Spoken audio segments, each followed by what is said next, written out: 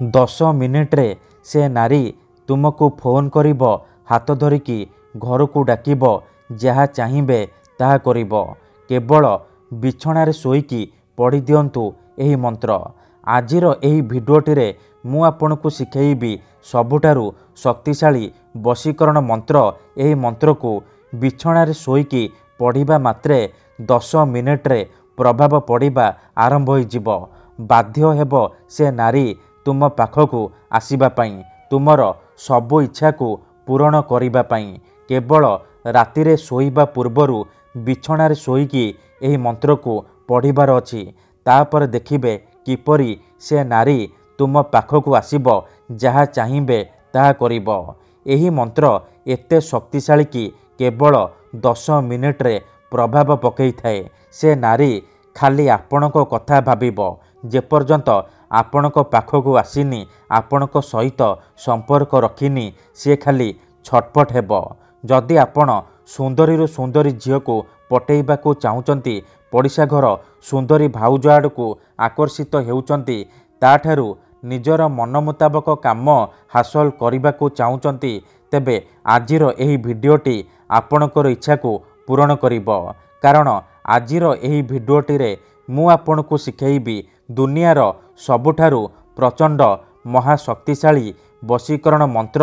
ଏହି ମନ୍ତ୍ରକୁ ଯଦି ଆପଣ ରାତିରେ ଶୋଇବା ପୂର୍ବରୁ ବିଛଣାରେ ଶୋଇକି ପଢ଼ିଦେବେ, ତାପରେ ଦେଖିବେ କିପରି ସେ ଝିଅ ବା ନାରୀ 10 ମିନିଟ୍ରେ ତୁମକୁ ଫୋନ୍ କରିବ, ଘରକୁ ଡାକିବ, ଯାହା ଚାହିଁବେ ତାହା କରିବ। କୌଣସି ପ୍ରକାର ବାଧା ଦେବ ନାହିଁ। ନମସ୍କାର ଫ୍ରେଣ୍ଡସ୍, ଓଡ଼ିଆ ଫଣ୍ଡା ଚ୍ୟାନେଲକୁ ଆପଣମାନଙ୍କୁ ସ୍ୱାଗତ।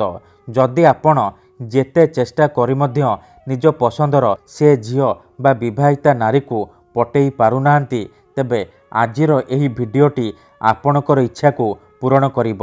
ଏହି ମନ୍ତ୍ର ଏତେ ଶକ୍ତିଶାଳୀ କି ଯେଉଁ ଝିଅ ବା ନାରୀ ପାଇଁ ଏହି ମନ୍ତ୍ରକୁ ପାଠ କରିବେ, ସିଏ ସେହି ସମୟଠାରୁ ଆପଣଙ୍କ ଆଡ଼କୁ ଆକର୍ଷିତ ହେବାକୁ ଲାଗିବ।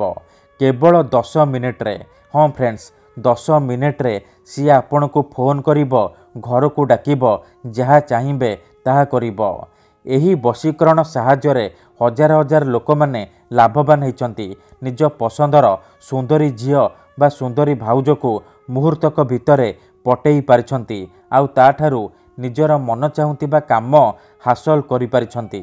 ତେଣୁ ମୋର ଆପଣମାନଙ୍କୁ ଅନୁରୋଧ କି ମନରେ କୌଣସି ଖରାପ ଉଦ୍ଦେଶ୍ୟ କିମ୍ବା କୌଣସି ଖରାପ କାମ ପାଇଁ ଆପଣ ଏହି ବଶୀକରଣ ପ୍ରୟୋଗ କରିବେନି। ଏଥିପାଇଁ ଆପଣଙ୍କୁ ବେଶୀ କିଛି କରିବାକୁ ପଡ଼ିବନି। କେବଳ ମୁଁ ଆପଣଙ୍କୁ ଗୋଟିଏ ବଶୀକରଣ ମନ୍ତ୍ର କହିବି।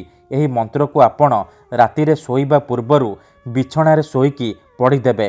ତାପରେ ଦେଖିବେ ଯେଉଁ ଝିଅ ବା ନାରୀ ପାଇଁ ଏହି ମନ୍ତ୍ରକୁ ପାଠ କରିବେ, ସିଏ କିପରି ତୁମ ପାଖକୁ ଆସିବା ପାଇଁ ବାଧ୍ୟ ହେବ।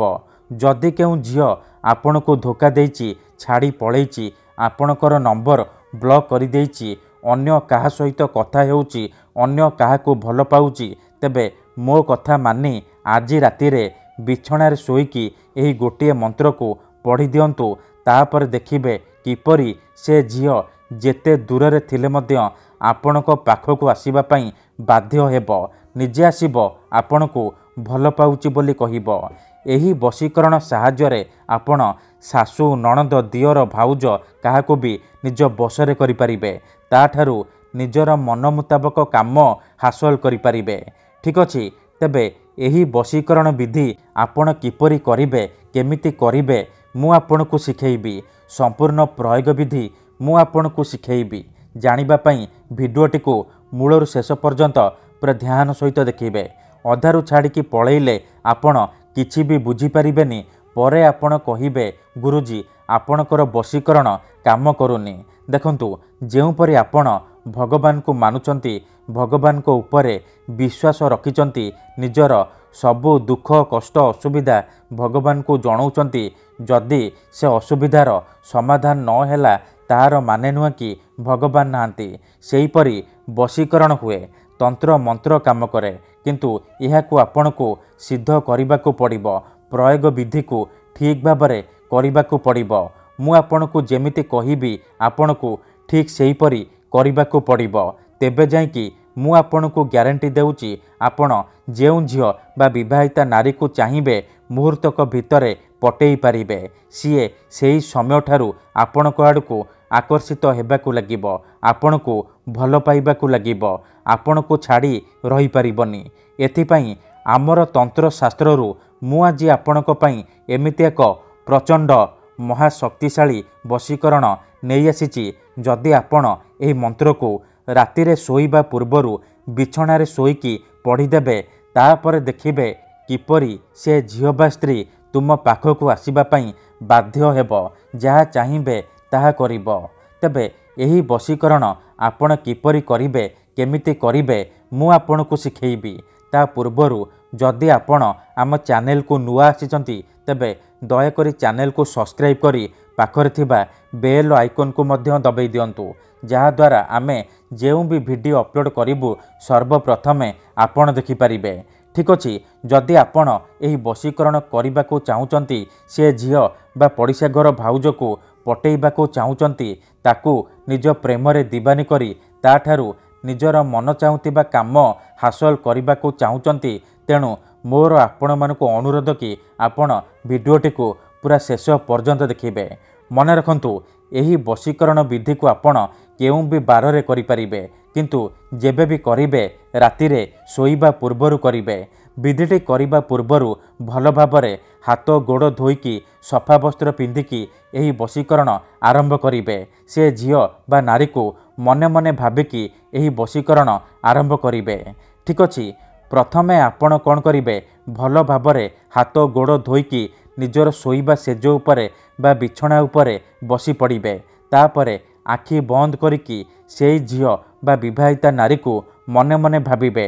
तार मुह को निज मनरे भाबिबे तापरे मु आपणको गोटिए वशीकरण मंत्र कहूची एही मंत्र को आपण 7 थर पढ़ीदेवे मंत्रटी एहिपरि ओम नमः कामदेवाय आमुकं मे वश्यम कुरु कुरु स्वाहा आमुकं जगार आपण सेई झियो बा महिलार नाम कहिबे जहाको आपण बसरे करने को चाहूँगी मंत्र को आपण 7 थर पढ़िबे 7 थर मंत्र पढ़ी सारिबा परे आपण पवन रे गोटिए थर फुंकीदेवे तापरे आपण शोई पड़िबे सकाळु उठिबा मात्रे आपण बासी मुहरे पुणी आपण मंत्र को 7 थर पढ़ीदेवे ग्यारंटी देउची एतिकी करिकी देखंतु से झियो हेउ बा विवाहिता महिला आपणक प्रेम रे दीवानी हो जिवो।